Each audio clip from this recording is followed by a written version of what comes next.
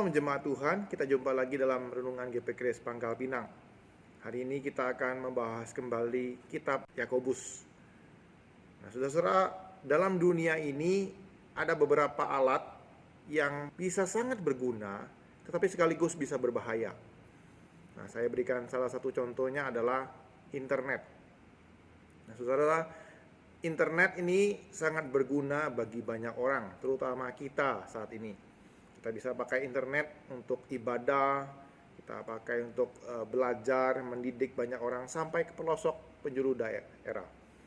Namun, kalau kita salah pakai juga tentang internet, kita nggak bisa kendalikan. Internet juga bisa menghancurkan karakter manusia.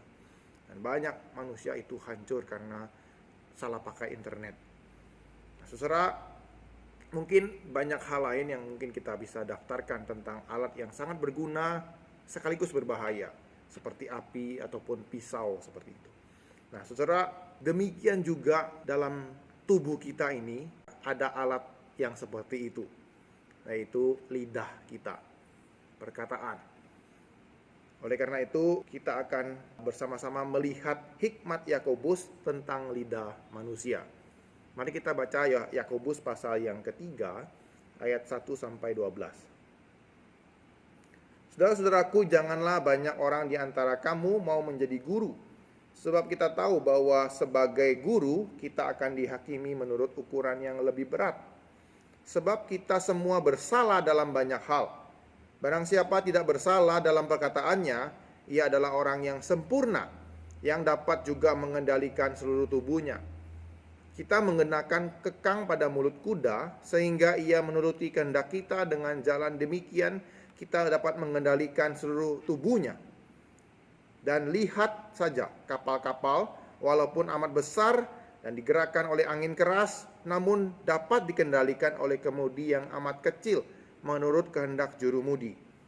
Demikian juga lidah, walaupun suatu anggota kecil dari tubuh, namun dapat memegahkan perkara-perkara yang besar.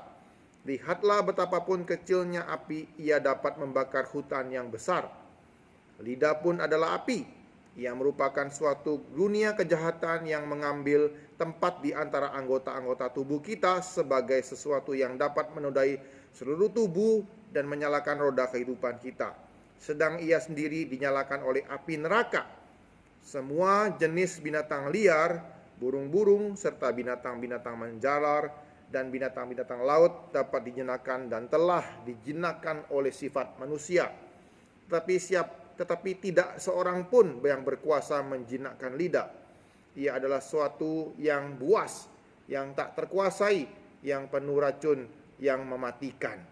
Dengan lidah kita memuji Tuhan Bapa kita, dan dengan lidah kita mengutuk manusia yang diciptakan menurut rupa Allah. Dari mulut yang satu keluar berkat dan kutuk. Hal ini, saudara-saudaraku, tidak boleh demikian terjadi. Adakah sumber memancarkan air tawar dan air pahit dari mata air yang sama?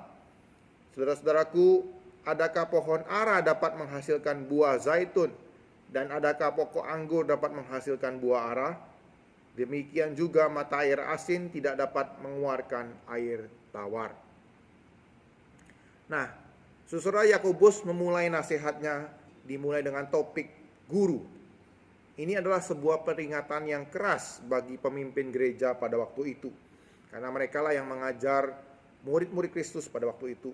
Dengan perkataan mereka mempengaruhi banyak orang. Mereka adalah teladan bagi murid-muridnya. Perkataan-perkataan sang guru itu sangat berkuasa dan berpengaruh kepada murid-muridnya. Oleh karena itu, perkataan mereka harus dipikirkan baik-baik dan diucapkan dengan benar. Namun di sisi lain, guru juga adalah manusia. Ia bukanlah seorang yang sempurna. Guru juga ada salah dan keterbatasan dalam perkataan mereka. Oleh karena itu, Yakobus mengingatkan untuk berhati-hati ketika seseorang mau menjadi guru. Menjaga perkataannya dan memilih perkataannya dengan tepat. Kita perlu mengingat pesan Yakobus di bagian sebelumnya untuk anak-anak Tuhan untuk lebih cepat mendengar tetapi lambat untuk berkata-kata dan lambat untuk marah. Karena lidah manusia itu adalah sebuah kemudi dan pemimpin seluruh kehidupan kita. Dalam bahasa Indonesia kita bisa pakai lidah kita ini dengan peribahasa kecil-kecil cabai rawit. Lidah ini bisa menggerakkan roda kehidupan kita, tapi juga bisa menodai seluruh kehidupan kita. Dengan perkataan lidah kita bisa dapat banyak uang untuk hidup. Kita juga bisa menguatkan banyak orang supaya mereka bisa punya pengharapan.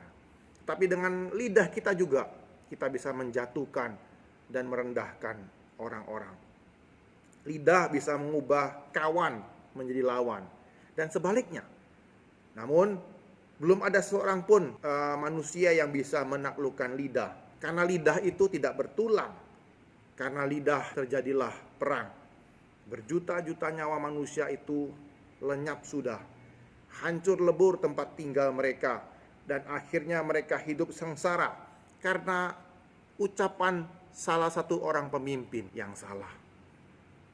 Saudara-saudara, Yakobus memberikan gambaran tentang lidah.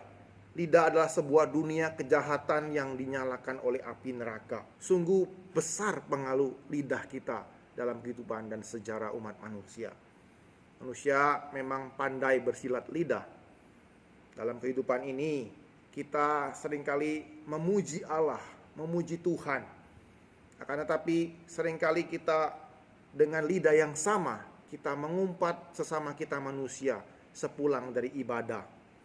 Mungkin karena salah paham di tempat parkir ataupun di jalan, kita keceplosan perkataan-perkataan yang tidak membangun dan tidak perlu. Inilah yang menjadi pertanyaan retoris bagi kita yang disampaikan oleh Yakobus. Dari mulut yang sama keluar berkat, dari mulut yang sama juga keluar kutuk. Seharusnya tidak boleh terjadi demikian. Tuhan telah mengubah kita, Tuhan telah menebus kita, dan Ia mengutus Roh Kudus-Nya tinggal dalam hati kita, supaya apa yang kita ucapkan, keluarkan, boleh memberkati banyak orang. Nah, saudara, biarlah kita memberkati orang-orang dengan kata-kata kita, bukan sebaliknya. Saudara-saudara, pertanyaan Yakobus ini tentang lidah yang mengeluarkan berkat dan kutuk sekaligus, itu menyelidiki kita sampai kedalaman karakter kita. Ia mengajak kita melihat apakah yang kita ucapkan itu benar-benar menyatakan diri kita sesungguhnya. Karena cara kita membicarakan orang lain itu akan menyingkapkan isi hati kita dan nilai utama kita. Apakah kita menghargai sesama manusia atau tidak? Yakobus mengingatkan pesan utama dari hukum yang terutama, yaitu mengasihi Allah dan sesama kita manusia. Mereka juga adalah gambar Allah dan rupa Allah. Mari kita hargai, ucapkan perkataan yang membangun mereka. Saudara, ada dua bagian lain di pasal selanjutnya di mana Yakobus juga menyinggung tentang perkataan. Pertama adalah dalam Yakobus 4 ayat 11 sampai 12. Di situ dituliskan, "Saudara-saudaraku, janganlah kamu saling memfitnah. Barang siapa memfitnah saudaranya atau menghakiminya, ia mencela hukum yang menghakiminya. Dan jikalau engkau menghakimi hukum, maka engkau bukanlah penurut hukum, tetapi hakimnya. Hanya ada satu pembuat hukum dan hakim, yaitu Dia yang berkuasa menyelamatkan dan membinasakan. Tetapi siapakah engkau sehingga engkau mau menghakimi sesamamu manusia?" Di bagian ini Yakobus memesankan kepada kita untuk tidak menghakimi orang lain melalui kata-kata kita ya, dan ngomongin orang di belakangnya. Saudara, ini adalah perbuatan yang tidak boleh kita lakukan. Kita bisa membandingkan hal ini dengan pesan Yesus dalam Matius 12 ayat 36 sampai 37. Yesus berkata, "Setiap kata-kata yang sia-sia yang diucapkan orang harus dipertanggungjawabkan pada hari penghakiman. Karena menurut ucapanmu engkau akan dibenarkan, dan menurut ucapanmu pula engkau akan dihukum." Dari alasan inilah kita tidak berhak untuk menghakimi sesama kita manusia. Dan kita pun ada di dalam bawah hukum Allah. Dan kita akan dihakimi menurut ucapan yang keluar dari bibir kita. Saudara, di bagian ini Yakobus mengingatkan kita, jangan menghakimi orang lain. Kemudian di dalam bagian yang selanjutnya, di bagian kedua, Yakobus pasal 5 ayat 12. Yakobus pasal 5 ayat 12. Saya bacakan. Tetapi yang terutama, saudara-saudara, janganlah kamu bersumpah demi sorga maupun demi bumi, atau demi sesuatu yang lain. Kaya, hendaklah kamu katakan ya. Jika tidak, hendaklah kamu katakan tidak, supaya kamu jangan kena hukuman. Di sini Yakobus mengingatkan kita supaya kita jujur, mengatakan apa yang sepatutnya kita katakan. Ya, kalau ya, bilang ya. Kalau tidak, bilang tidak. Yakobus mengutip perkataan Yesus dalam Matius 5 ayat 37 dengan kata-kata yang mirip sekali. Jika ya, katakan ya. Jika tidak, katakan tidak. Bukan berarti Yesus mengajarkan kita untuk mengatakan secara membabi buta, Bapak Ibu Saudara. Yakobus juga memberikan hikmatnya untuk kita supaya kita mengatakan dengan benar dan dengan tepat apa yang harus kita katakan. Jadi Bapak Ibu Saudara, dalam bagian ini saya menyimpulkan beberapa hal. Yakobus mengingatkan kita untuk menjaga, dalam tanda kutip, cabai rawit dalam tubuh kita ini, yaitu lidah kita yang sangat luar biasa, yang sangat berpengaruh, yang sangat berguna sekaligus berbahaya, supaya kita berhati-hati dan berwaspada menggunakannya, sehingga kita jadi berkat bagi sesama kita, bukan menjadi kutuk bagi sesama kita. Itulah yang jadi pesan Yakobus dalam bagian ini. Nah, saudara, beberapa hari yang lalu saya melihat status WA dari teman saya, dan saya melihat itu dan senyum-senyum dan berkata, oh bagus sekali ini, saya mengamininya. Dia menuliskan begini, ada 3 hal dalam hidup ini yang tidak bisa kita tarik kembali. Pertama adalah waktu, kemudian yang kedua adalah kesempatan, kemudian ketiga adalah ucapan. Itu berkaitan dengan lidah kita. Jagalah 3 hal ini, jangan sampai kita menyesalinya. Betul sekali Bapak Ibu Saudara. Kita perlu menjaga 3 hal ini karena 3 hal ini tidak bisa ditarik kembali. Memang ada orang yang berkata ucapan itu bisa ditarik kembali, kita bisa revisi.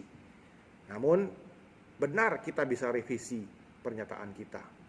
Namun dampaknya, efeknya setelah dikatakan, apakah kita bisa revisi begitu saja? Tidak bisa dihapus begitu saja Bapak Ibu Saudara. Akan ada bekasnya dalam benak orang yang kita sakiti. Oleh karena itu, Yakobus menasihati kita untuk mewaspadai perkataan kita. Ingatlah status kita Bapak Ibu Saudara, kita adalah pembawa kasih Allah dan berkat Allah bagi dunia ini. Oleh karena itu Bapak Ibu Saudara, mari kita menyatakan kasih Allah lewat kata-kata kita. Bila kata-kata kita memberkati banyak orang, menghibur banyak orang, tulus dan tidak basa-basi dalam kehidupan ini, dan akhirnya kita boleh memenangkan banyak jiwa datang kepada Kristus dan diselamatkan oleh Yesus Kristus Tuhan kita. Ialah hari ini pesan firman Tuhan boleh menguatkan kita dan mengajar kita. Tuhan Yesus memberkati. Mari kita berdoa. Tuhan, kami bersyukur buat berkat-Mu yang telah Engkau berikan lewat kebenaran firman-Mu pada hari ini. Engkau telah memberikan pesan-Mu kepada Yakobus supaya mengingatkan kami untuk menjaga lidah kami Tuhan.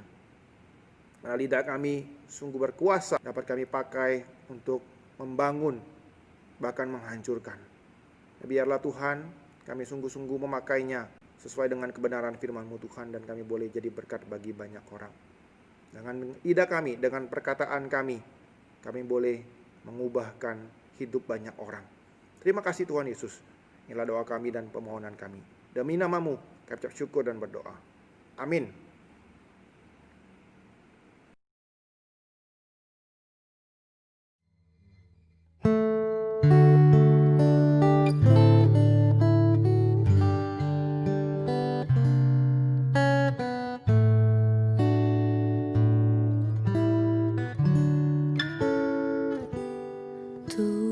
Tuhan.